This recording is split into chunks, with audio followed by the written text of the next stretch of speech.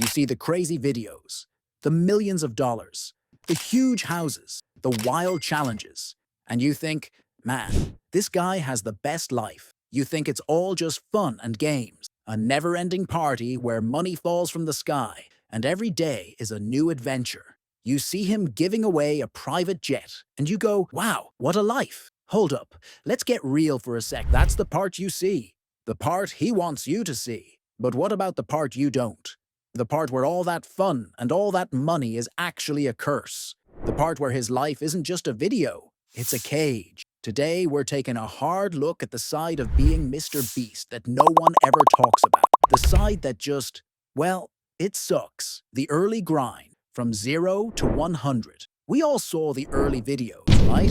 Mr. Beast, a kid from North Carolina, sitting in his room, doing random crap. He was a kid with a crazy dream, but no one was listening. He'd sit there, counting to 100,000, and no one cared. He'd read every word in a dictionary, and the comments were like, dude, what is this? This wasn't an easy path. It was a grind. It was a ton of hard work, and a lot of failure. He wasn't born with a massive audience. He built it, brick by boring brick. And let me tell you, that kind of start doesn't just go away. It sticks with you. It creates a habit. It's the need to always be working, the need to always be better. He was a kid with an idea. Now he's a brand with 100 people depending on him. That feeling of, what if I stop working and everything falls apart, never goes away. It just gets bigger. This dude doesn't just clock out at 5 p.m. His brain is working 24/7. He's thinking about his next video, the one after that, and the one after that.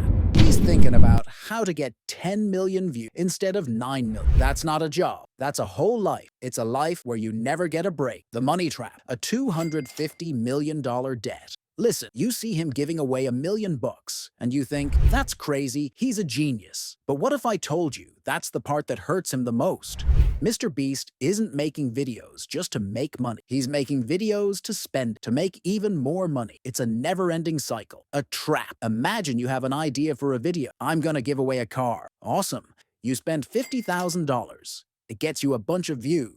The ad revenue from those views pays you back. But now your audience expects more. They want a better video. So for your next video, you have to give away a house, $1 million, or maybe a whole island. Each video has to be bigger than the last. That's how YouTube works. And to make a bigger video, you need to spend more money. A lot more. Mr. Beast once said he's always in debt, that he's always in the red because he has to front the money for a video before it even comes out. Think about that. This guy, the richest YouTuber on the planet, is always worried about money. Not because he's poor, but because he has to keep the machine running. He has to keep pushing. It's a stress you and I will never know. It's like having to constantly spend $1,000 to get back 1,001. It's a race that never ends. The team, more people, more problems. It's not just his money he's playing with, either. It's everyone else's. Mr. Beast has a huge team, a massive team. Editors, producers, camera guys, his friends, his managers. All these people have families to feed and bills to pay. And all of them are looking at him. If he has a bad month, they have a bad month. If a video flops, their paychecks are on the line. Every single decision he makes, every crazy idea he has, it's not just about him. It's about 100 other people. Think about the pressure of that. Imagine being the reason 100 people have a roof over their heads. That's not just a job. It's a huge responsibility. It's a burden. He's not just Jimmy from North Carolina anymore. He's a CEO. He's the guy who everyone trusts to make a good decision. And if he messes up, a lot of people are in a bad spot. That's heavy. Really, really heavy. The fame cage. No privacy, no escape. You think fame is cool? Think again. For Mr. Beast, it's a cage. The guy can't just go to a store and buy a soda. People would lose their minds. He can't just go out to eat without someone recording him. He can't just hang out with his friends without 100 people asking for pictures. He's always on, always being watched. Everything he does, everything he says is out there for the world to see and judge.